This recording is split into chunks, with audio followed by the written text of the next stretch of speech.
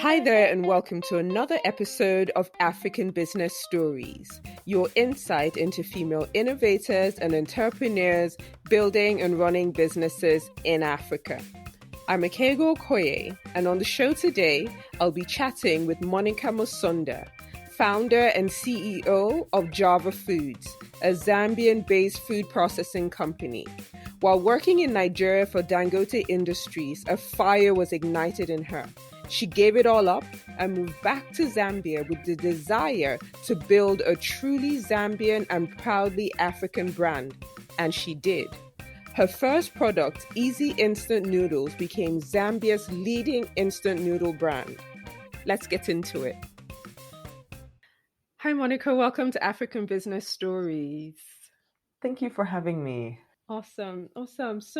So you were born in Lusaka. That's right. And then you moved to the US, and then you moved back to Lusaka, Zambia, Yes. where you finished high school and went to university, college, and studied law.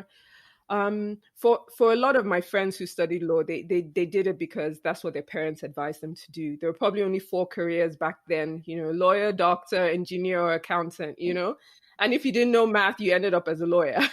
So I wonder what your own come to law story was. So very similar. I think African parents are the same everywhere, whether they're from Zambia, Nigeria, from South Africa.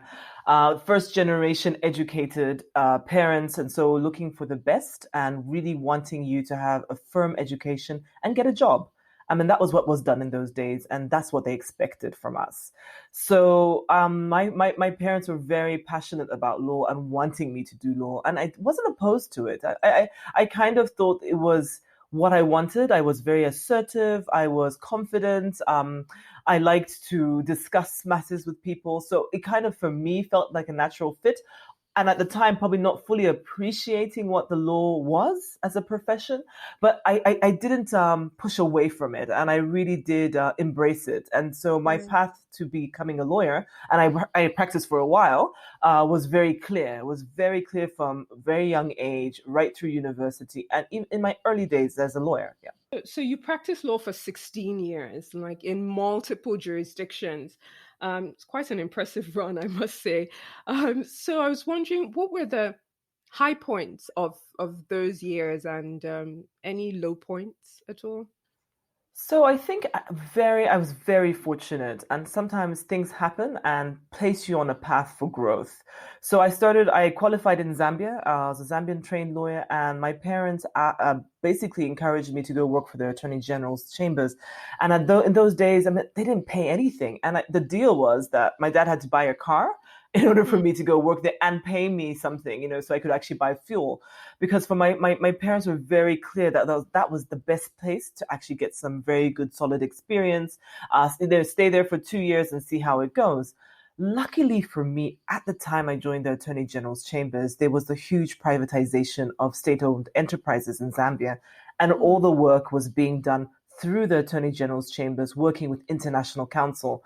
So what luck, right? You land, you're newly qualified with a very assertive attorney general who wants to work with people who want to work. So he put us to work, and I was very fortunate to work with international law firm Clifford Chance, with NM Rothschilds as investment bankers, and got to know them very well working in Zambia.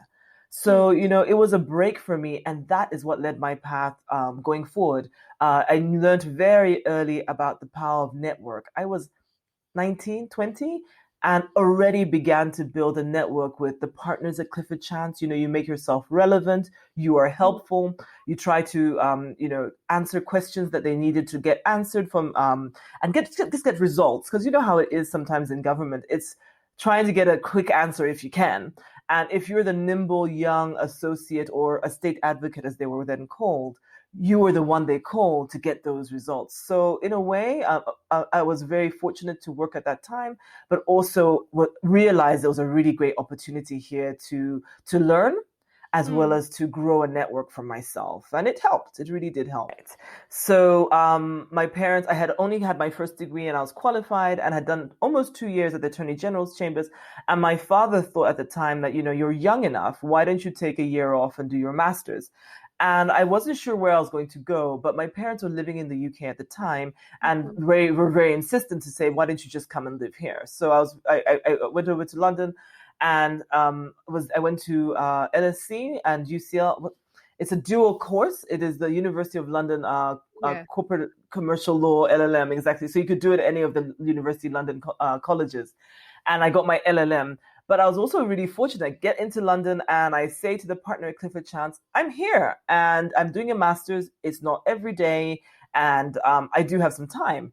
And so immediately he was like, why didn't you come in and intern? So I started working for Clifford Chance 3 months later when I moved to the UK. Of course, doing a lot more minor work, trying to really understand the pace of an international law firm, but really working for the partner who I worked for in Zambia, and really just trying to pull up my socks as well as doing my master's. And I was there for some time.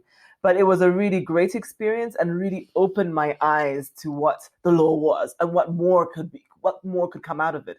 Because I think in Africa, everyone tends to think, okay, you're a lawyer, you wear a wig and a gown and you go to court.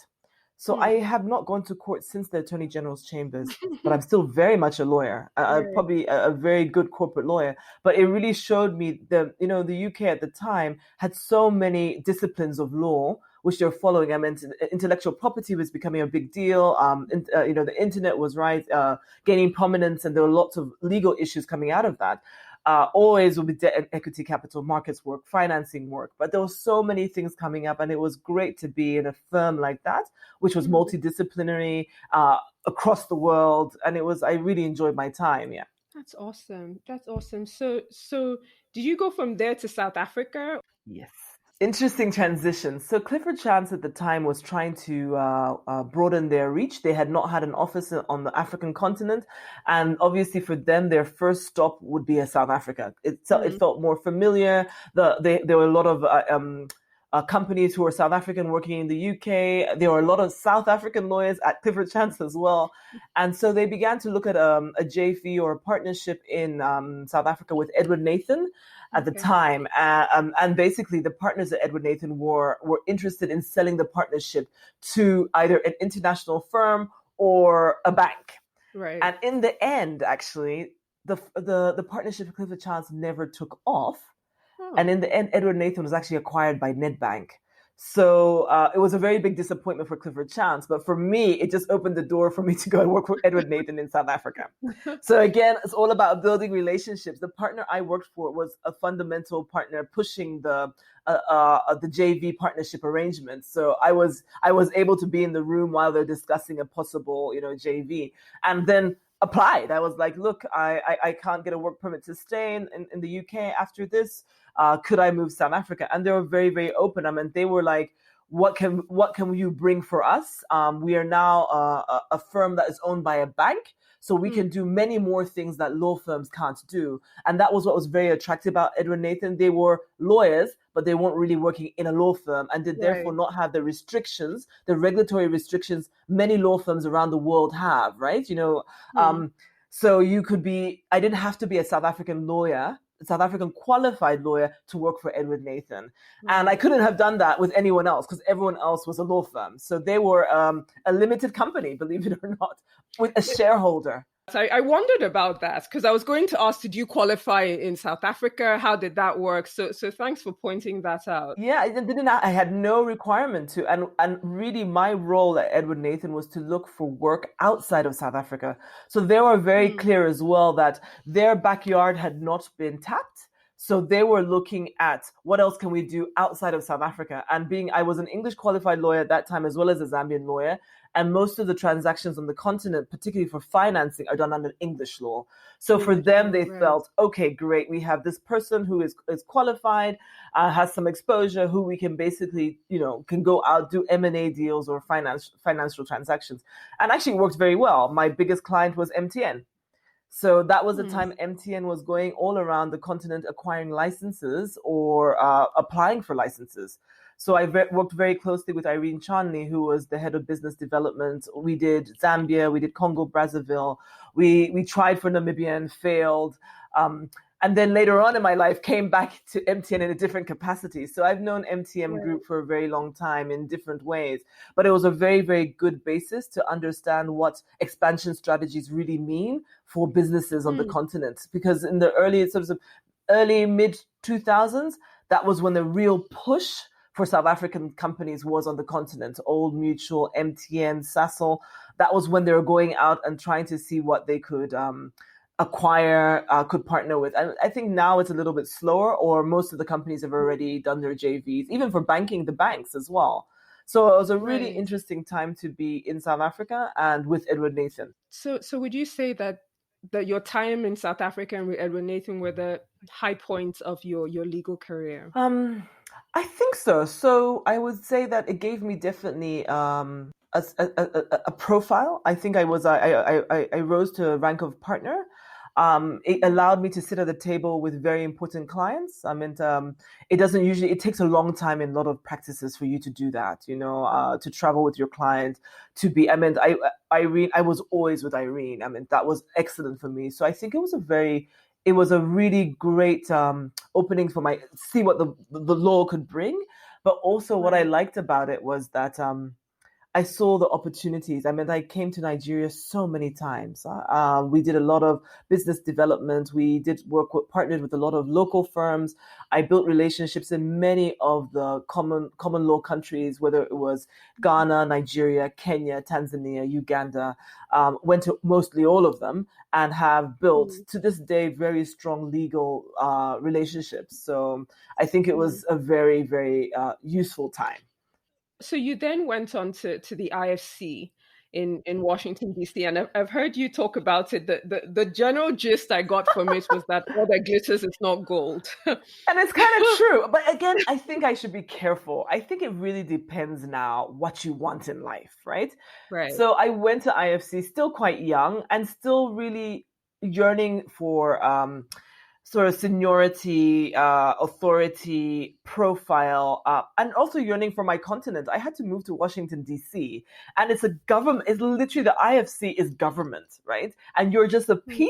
a small piece in the puzzle. They do very important work, don't get me wrong, but it is like, the wheels on the bus turn really slowly. Coming from where I was coming from, where the clients that get up and go, was very different in the IFC. First, you had to justify it. You had to say, was it necessary? It was a very different type of experience. And the reason actually I joined the IFC was I wanted more international experience. But I guess I didn't Right. fully appreciate the institution I was joining, at the time. But I think it definitely honed my skills in manufacturing, in telecoms. Also built relationships with IFC. I mean, even to this day, a lot of good friends still work for the IFC, and we're still able to interact. And in fact, when I left IFC for Nigeria, I remember saying, "Don't worry, we'll be back. We'll see each other because I'm sure you're going to finance a project I'll be involved in," not knowing anything. But I just said it like Right. that because I was like, "Well, at some point we'll see each other again." So let's talk about risk. Yeah. Because I feel like after this point, the next few years of your life is just characterized by some really audacious moves. So you leave the IFC, the comfort of this huge organization, Yes. and then you go to work for a relatively new Africa Finance Corporation in Nigeria. Yeah. I mean, what makes you do such a crazy thing? So sometimes you have to take risks when you're young. I think if Right. I was a little older, and my circumstances were different, I probably wouldn't have done it, right?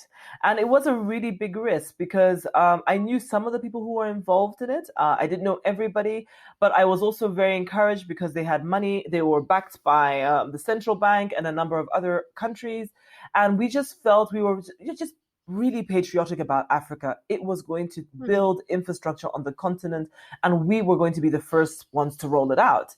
And I trusted. So, you're like, okay, what do you have to lose? If it doesn't Right. work out, you'll get another job. And I really believe that. And so I packed up, and it was hard to leave. I mean, the IFC were like, you don't really leave the IFC just like that after 2 years. I mean, you just arrived. So, but I kind of wanted to be back on the continent. I wanted to, Washington D.C. was far. far from where it was happening. And things were happening on the continent at that time.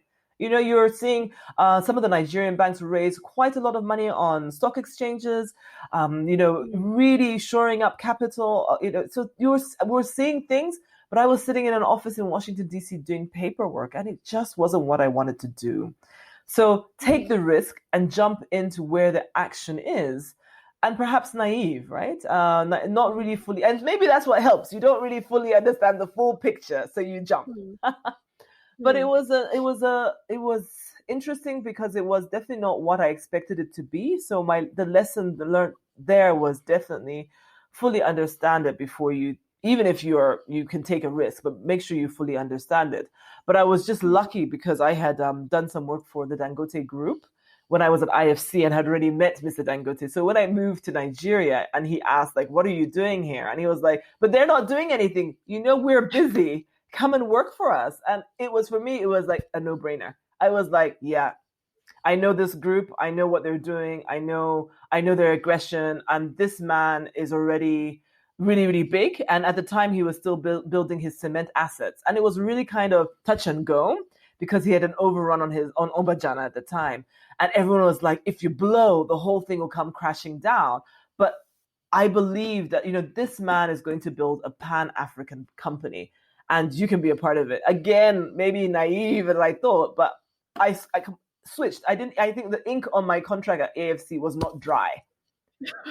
And I had to go back to the States to pick up my furniture, which I had just, kind of left in the apartment, to pack and then switch my contract to Dangote. Literally, we just changed the title. So there are a few of my former AFC colleagues who we don't even talk about it because I actually didn't really work. It's not on my CV. It's nowhere. Wow. Yeah, but it was, sometimes things happen for a reason and you will always land on your feet. I mean, you may not know how you land, but be rest assured you will land on your feet. Wow, quite a risky move, but I guess it's paid off. It's paid off. So I know you get asked a lot, what is it like working for Mr. Dangote, the richest man in Africa? And I think that the part that interests me or intrigues me, it's more the impact it had on your mind, the mind shift you experienced from interacting with him that led you to start your own entrepreneurial journey. Yeah. So if you can talk to us a little about that. He is, for all his faults, and everybody has faults, he is a big believer in the continent. He's a big believer in Africans developing their continent. And he's definitely put money where his mouth has been and expanded across the continent. But it was the first time I had come across an African who not only said it, but actually lived by it. And everywhere we went, and when we did transactions, whether we met presidents in countries, he would say, can you see the benefit? But why are we not doing more here? Or why are the people who live here not doing more? They have power. I remember you say, oh, you're from Zambia, but you guys have power. Why is there no manufacturing in Zambia? Because we had no power issues, right? So it was for me really I don't even know, an aha moment where I was like, wow, okay. He has no reason to be anywhere else apart from Nigeria, but he's doing that. And he also taught me about being brave, about just having courage to take steps and really, really saying, no one is smarter than you are. You're all at the same level, but who is braver? Who will actually, keep on going? And more cases, and if we don't keep on going, what's going to happen to our continent? It was almost like we have to get up and go. We have to because we have work to do. And he worked, so we all worked. So already having the work ethic, having worked for international law firm, having worked for IFC, I already had the work ethic, but it was nothing like working for an entrepreneur, a self-made man, and someone who had huge ambition. We didn't sleep. We used to go to 4 countries in 3 days, but it was to achieve this mission. So for me personally, what it made me realize is you must have a goal. That was his goal. What was my goal? Where do you want to be? And what are you here for? Are you here on this earth just to be a lawyer? Is that what you're meant to achieve? And I didn't believe that. I just didn't believe that my life was just going to be legal work. I thought there was more to that. I was going to do so much more for my life, leave an impact, leave a legacy. And that was when I began to search for my, and really question myself. And I loved living in Nigeria, and I actually loved my job. And I had a really, really good relationship with all those I worked for at Dangote. And it was very hard to leave Nigeria. But something had been fired in me. And I believe that I could make a difference to my small country. We are a very small country with very many issues and difficulties. But I just thought that if I didn't do it, or if Zambians didn't develop Zambia, who was going to? We were continuously complaining about things, but who did we expect to change it? And we are lucky to have been exposed and educated. Could we not bring some of this back? And that's what I really wanted to do. I mean, I had such great exposure, great network, and it really has carried me through. And I thought, well, let me bring it home where you can really, really see the impact, and I did. So I quit my job in 2012 after almost 4 years, and I moved back to Zambia. I moved back into my parents' home. Wow. It was, even at that time, I wasn't sure 100% I was going to stay. I still had like one leg in South Africa, right? I was like, okay, I have a home in South Africa. If this doesn't work out, right, I just go to Joburg and get a job. But you're here and you're really seeing things are moving, and you can be a part of the push forward. Even in most countries, you have a great generation of young people who well educated and are coming back home. And we had the same in Zambia. So we had this sort of influx of people who are coming home and really pushing various sectors. And I just really wanted to be a part of that. I wanted to be the part of it to say, oh, but do you know that was built 10 years ago by this and this new invention, this new brand, So I felt that I could do that. And I moved.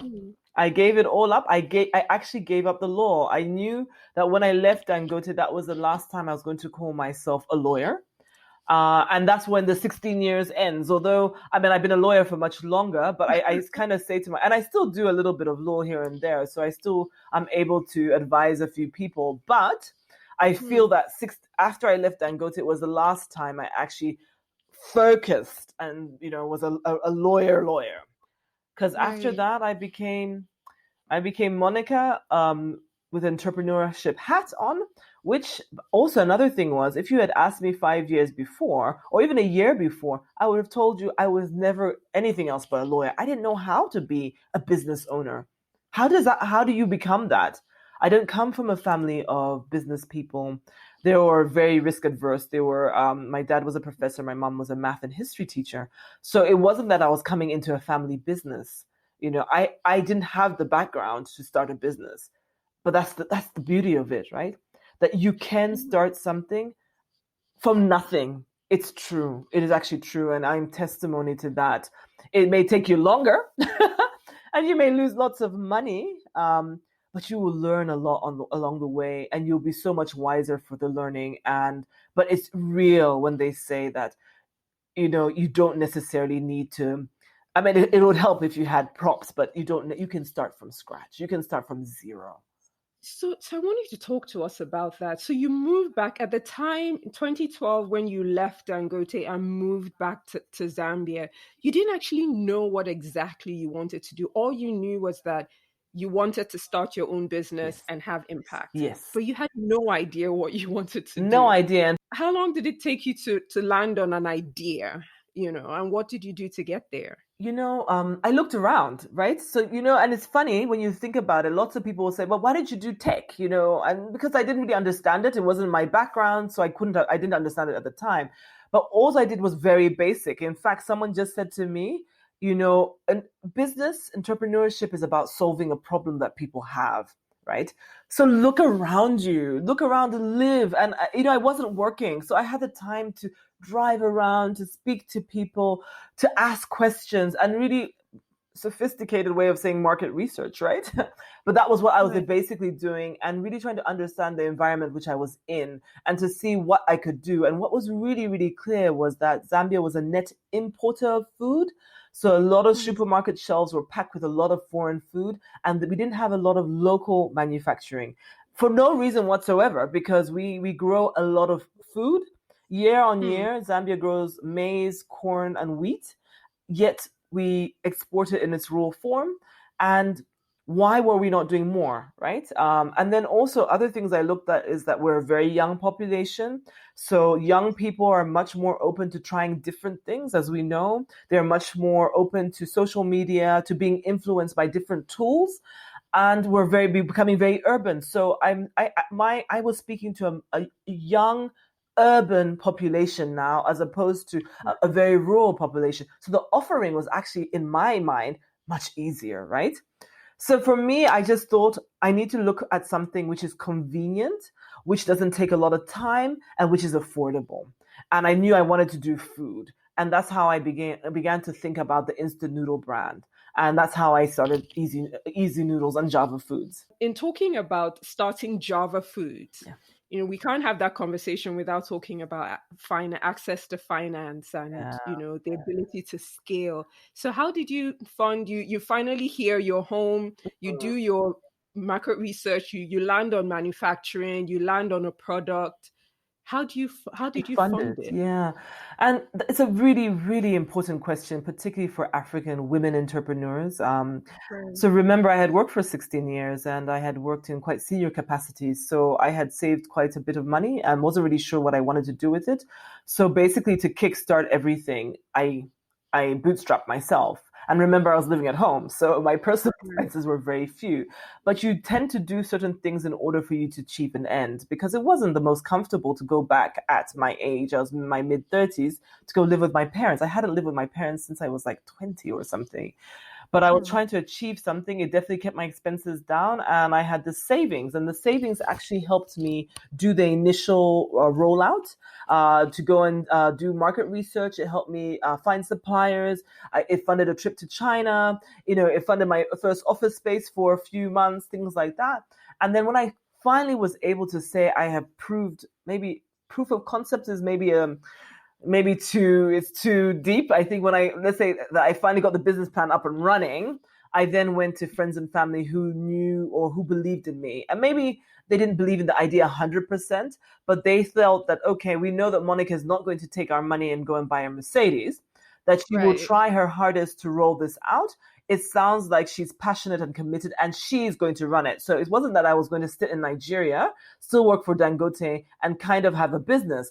I had left Dangote. I was living in Zambia and I was going to run this business. So I think for that, I was able then to convince friends and family to, to put a little bit of money in. So I had my first angel investors come in 2013. Right. Some of them, of course, I mean, I was a little bit more ambitious about the business and about the market. So I think people had a lot, felt that they would get their money back quicker, and it hasn't turned out like that. I mean, just the way things are in Africa, things take a lot longer than we anticipate. But it's definitely, that was the start. But what I did realize very quickly that I couldn't walk into a bank and finance my business. I mean, Hmm. nobody, first of all, I wasn't even qualified to run the business here in Zambia. People are like, you want to do what? You want to sell noodles? What are those? Who's going to eat them? And how are you going to pay this debt? Okay, no, come, bring your property here. And then I'll only give you $60,000. And I was like, what is 60? I can buy only 2 vans with $60,000. And the disappointment that we don't have financial institutions here who are able to back startup businesses with funding that they need in the currencies that they need as well, and at the right interest rates. You just couldn't get it. So I actually took a lot of money out of my US account. I got a loan using my US bank. And that's how I also funded my working capital. But I was lucky to, because at least I had income still coming in from the US, and that was how I was able to do it.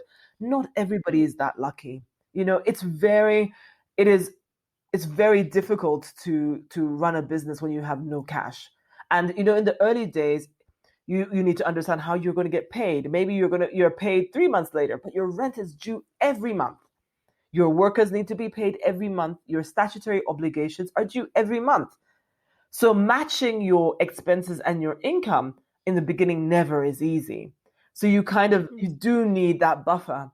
And we just don't have enough of that VC, that softer money to help startups grow. and particularly for women, and something I really try to advocate now and try to help arrange and organize. And we really hope in the next few years that we'll start seeing a difference, is that we really need to support women-run businesses. It is much harder for women to get access to capital at the same level with the same idea than men. You would walk out of the banker's office and say, well, he gave me $10,000. Be rest assured that the male partner got 20 with better terms, and they threw in a guarantee, a working capital facility, and because you didn't know to ask that, but they didn't even try to offer it to you, so they treat you differently. So now we really are looking for those funders who understand the limitations that women have. And it's not limitations in terms of the business, but limitations in products. Like, what financial instruments should I be using today to fund the business to grow? So really, we're pushing financial institutions and funders to think differently, to really support the growth of women businesses at early stage. It's at early and mid, because you still have that crisis at mid stage as well. And this is what we're talking about, and I definitely went through it. But be rest assured as well, it's not just access to capital, which is an issue. It's access to technical expertise, to try to get that consultant to spend time with you to build the machine or to train your staff is not as easy as you think. And it costs you so much more, and it's much harder to even know that you need it. I didn't really know you could use electricity, someone to kind of monitor your power consumption so you save. So if you have access to technical expertise to make your business more efficient earlier on, you do much better. So for many businesses, women-run businesses, even myself, you spend your first 3 or 4 years burning money because you're just running the business the best way you know how, when actual fact you could make a lot of savings if you do things differently. And we need many more people to support us, to understand those, to say, actually, don't use an overdraft now for this. Use this kind of facility. It's cheaper and you only have to pay in 6 months. Those are the sort of things we need to be looking at. We talk about it and celebrate, first mover advantages in business, and I wanted us to kind of talk about first mover challenges. I thought it was really funny, not funny, haha, but funny that before Easy Noodles, people in Zambia didn't know what instant noodles was. As a Nigerian, that's shocking. So that's because you have had noodles for 25 years. Trust me. That must have been a challenge in itself. Oh my God. You see, then I should have made biscuits. I should have done, when you think about it, sometimes being a bit too innovative or too ahead of the market is also costly. We did know we needed to solve that. We needed a convenient food because we have traditional foods which take a long time to cook, and then you have to eat them with something and you just don't have that time. So we knew we needed to solve something, but we assumed that the market would know how to cook it, would know what it is. We have made that assumption, and incorrectly, because they had seen it on a shelf, but it was never marketed to Zambians. It was always for expats. So that was the first mistake assumption I made. The second one was they looked at it and it looked like a very nice biscuit, a really nice, and it's so big, right? And then you say to them, put it in water for 3 minutes, and they just don't understand it. Even the way we used to teach people we said, cook in boiling water. Because it wasn't about boiling. Africans cook food. They needed to know they had cooked something. So we used to say that in all our advertising, cook in boiling water for 3 minutes. So simple things we quickly realized we had to do a lot more speaking to people, but in a language they understood. And we kept it simple, because I can tell you, I only had 2 flavors for 2 years, or 2 or 3 years. I had beef and chicken. Learning from my big brothers at Indomie, who had chicken in different types for many years. And the Indomie guy said to me, Monica, give the people what they want. Chicken works, give it to them. So for like 3 or 4 years, I had beef and chicken only. And my competitors, Vaggie and the rest, had seafood. They had all these really funky things, but people weren't interested. I come from a landlocked country. People have never heard of a prawn. So you're not going to buy prawn Wow. flavored noodles. And if you bring prawn flavored noodles and that's the only flavor you have, you're not going to sell. It is a fact. So we also learned that. So we learned that, keep it simple, give people what they want in terms of flavor profile, because whilst we are very adventurous, we're also very simple in our taste. So you can give me a spicy chicken, but it's still chicken. So but it took me a while to learn this, and I lost a lot of money. So I tell you, it was it's I can laugh about it now, and but it's definitely been a learning, and you must always remember the market you serve, and I am here in Zambia because I fundamentally believe we want to make brands for ourselves, and not just for Zambia, but for my brothers in Malawi, people in Zimbabwe. We're very similar. But we must be standing by our brands. But what do we want? So let's not get someone to sort of dictate what we should have. Let's just create flavor profiles, food products as well that we want. So it's been an interesting in my second product that we do a cereal. And I remember, and we fortify it because we really focus on nutrition now. I remember someone said, but why don't you just do a granola bar? Like, put some peanuts together. And I was like, because that actually isn't what people want and understand. For mothers, the best way in which we have found the best way in which to transmit nutrition or to let them understand nutrition was through a porridge. It's something they've always known since they were a child, how to prepare it. And they understand that if my child eats a porridge every morning, it is good for them and they start their day well. Again, it was understanding the market much better. And this is not lawyer. I'm not a lawyer now. You can hear it. It's how you've shifted from doing, transactions and corporate transactions. But the market taught me. I didn't do an MBA. I have learned everything I'm telling you today by virtue of what I've learned from the market.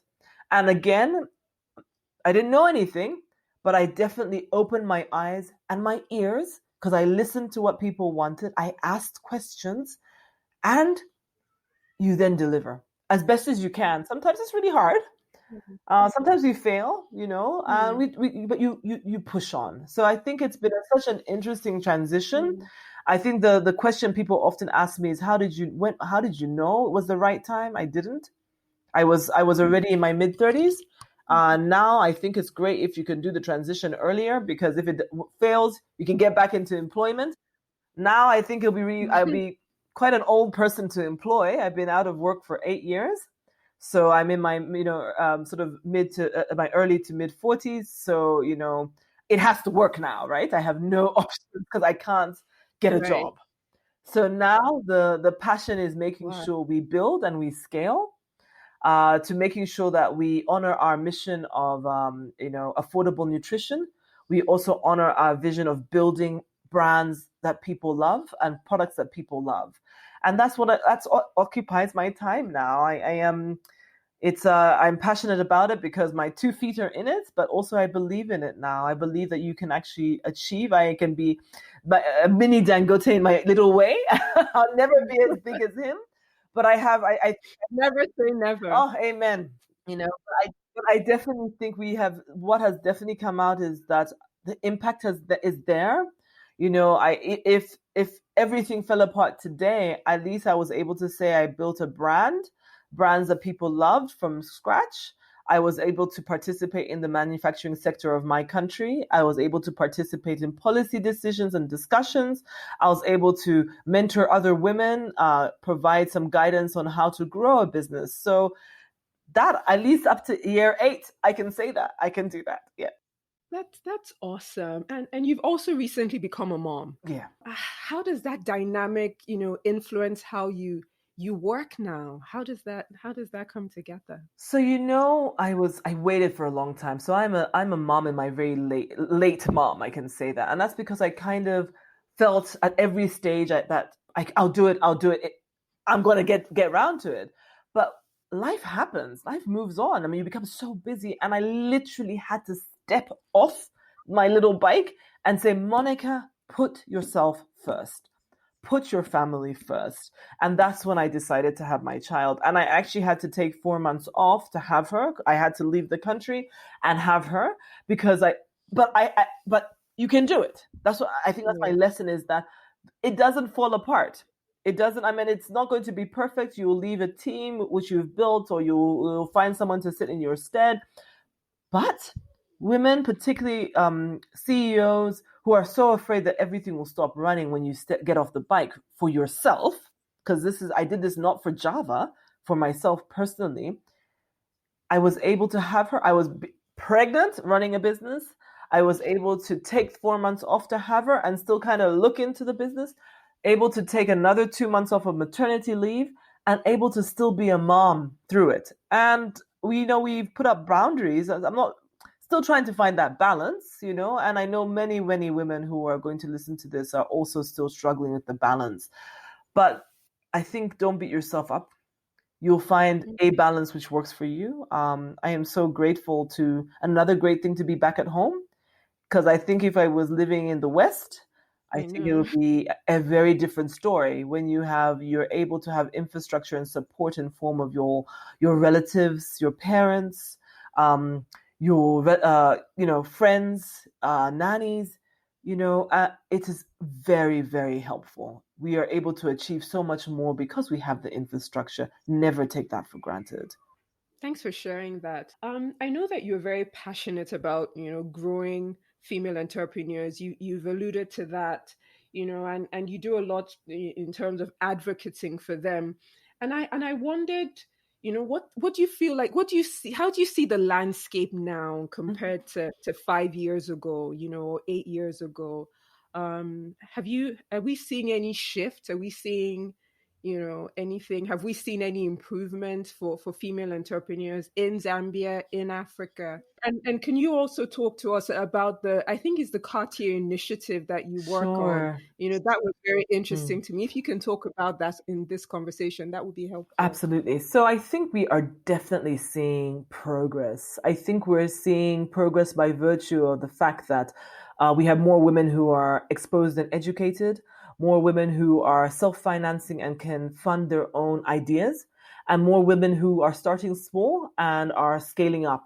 Definitely seeing that across the continent. What we're also seeing now is a lot of, not a lot, but definitely people who are willing to fund women-run ventures and businesses at early stage, at mid-stage. It's the right thing to do. You're also seeing a lot more conversation around it. So you're seeing you can go to conferences and people are asking us the question, how can we support women-run businesses a lot more? And I think that wasn't there when I started, right? I mean, I just took it that when the bank manager said no, that the idea was bad.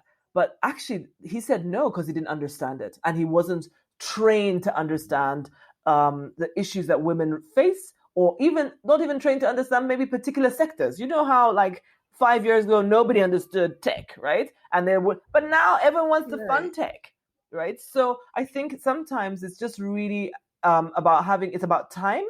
And we're at a time, and if I can encourage women to step up, because this is the time when we now need to engage more and tell them this is what we require, this is the support that we need, and call people out for doing things which don't support us.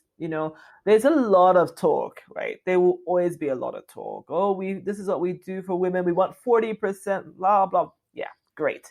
But where is the action plan? And are you carrying the women along in the action plan, right? So you cannot achieve more women in business if you're not talking to women in business to say, how can we to understand the hurdles and how to get over them. A very simple one is, in this country, is collateral, for instance. A lot of very strong market women who are now scaling their businesses to have, brick and mortar stores actually own a lot of property with their spouse. And in order for them to get collateral, they need their spouse to consent, and before, the banker wouldn't even talk to them about it. Would actually say, I need your husband to sign off the paper. If it was the man, he wouldn't have asked the wife to sign off the paper, right? So now really appreciating that this is Africa. A lot of assets are held either in family or with your spouse. So how do we deal with that? Because we can't disenfranchise a great business just because of an aspect of, how can we manage this better? And I think there's a lot of discussion around that, around also using movable assets as collateral now, which this is very new to Zambia. About movable assets, I mean vehicles, livestock, which is a new thing here. But if you look in some countries like where cattle is worth a lot, Botswana, right?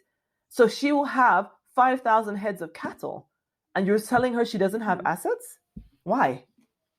So I think we're seeing definitely trends where they're a much more inclusive approach to bring women into grow economies, because they can't now. People are like, well, we can't win if half the team are not playing. But and also, which is also really exciting, is now we're seeing that you can fund your business through competitions. It's very big in the US, by the way. I was in the US 2 years ago, and I was speaking to a female entrepreneur, and she was like, "Yeah, I've been running my business for 6 years, and every year I entered a business plan competition. I entered something, and I won $5,000 here, $10,000 there, and it funded research and development, marketing costs, etc." Think about it. Africa hasn't really had all that competitive base, but now in the last 2 or 3 years, we've seen a huge difference. So, which brings me to Cartier, which we're really grateful for, because it's actually longer than 2 years. It's actually been around for almost, I think, 8 years. I've been a jury member for the past 2 years now. That's 2, yes. Mm-hmm. And really, I love being a part of it, because what we're seeing is so much innovation coming out of the continent. It is clearly, it's a worldwide award and mentorship and networking opportunity for female entrepreneurs and business owners. So basically, you pitch your business. They look for social impact. They look for innovation. They look for commitment to what they call the Cartier values. And last year was my first time. And so the businesses were great, were new, were different. This year, the businesses were fantastic. I really enjoyed my judging this year. We see high caliber women. And that's why I said, why do we think that we don't have those high caliber women on the continent? Right. Because we do. And now we're seeing all of them professionals now stepping out. We had a doctor who was a doctor for many years and now is creating some kind of business out of what she has learned out of the medical profession. Really, sort of sitting on a need, saying, we need to sort this out. How can I, because I saw this when I was a doctor, and now I think it's the best way to do this is through a business. So really great things happening with the Cartier initiative. And I think they'll be very happy if they heard that we're promoting it. Because the session is open again this year. So I think for women who are interested, it is on every continent. I only sit on the Sub-Saharan Africa jewelry. But if you're in Africa and you are very interested to find out more about the competition, it's $100,000 every year with mentorship, with coaching, from people who are successful entrepreneurs, as well as INSEAD as well. So I think it's a really well thought out initiative. And now we need to see many more. Right? We need to see so we can build the capacity. I'll be sure to put the website in the description and the show notes for the episode. Perfect. Okay, so on a final note, I know you sit on multiple boards, in Zambia and beyond, and Java is doing really well, and of course you're raising little Amara. But I still have to. You have your hands full. But I still have to ask, what's next for Monica? What do you, when you look the next 5 years? Maybe I always say 5 years, but it could be more. But what's next? For you? Actually, what is next for me now is really to focus. I felt that I have focused less on myself, on self-care, and I've become much more self-aware now. I think Amara has definitely helped me do that.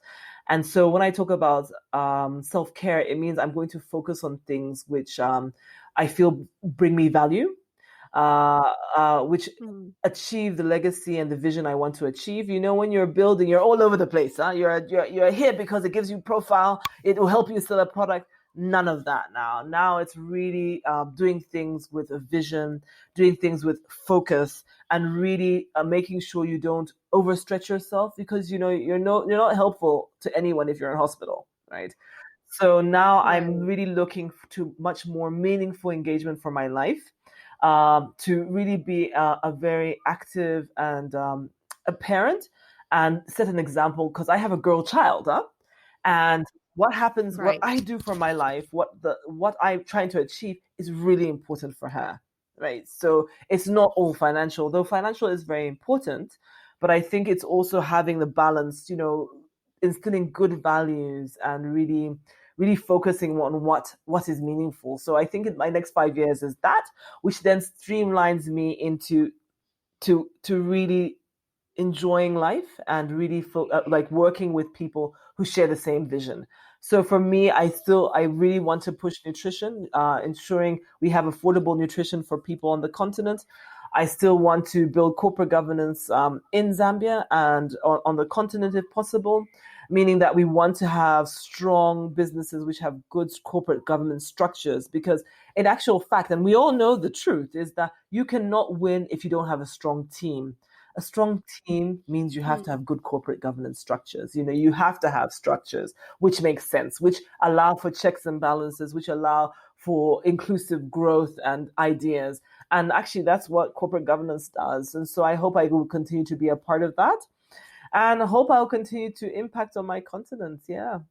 Awesome. Thank you so much, Monica. That was really great. Thank Yeah, you. not at all. That was Monica Musonda, founder and CEO, Java Foods, a business committed to offering affordable and nutritious food options not only in Zambia, but across Southern Africa. In discussing how to promote high-growth female entrepreneurship on the continent, policy changes are required. To access finance, there's always a requirement for collateral security. Now, how is a woman who is not allowed to own land meant to bring collateral? Things are changing, but they're not changing fast enough. We celebrate people like Monica who are using their position and their voice to push for a more level playing field for all business owners in Africa. As always, thank you so much for listening. If you're not already subscribed, we welcome you to subscribe to African Business Stories on Apple Podcast, on Google Podcast.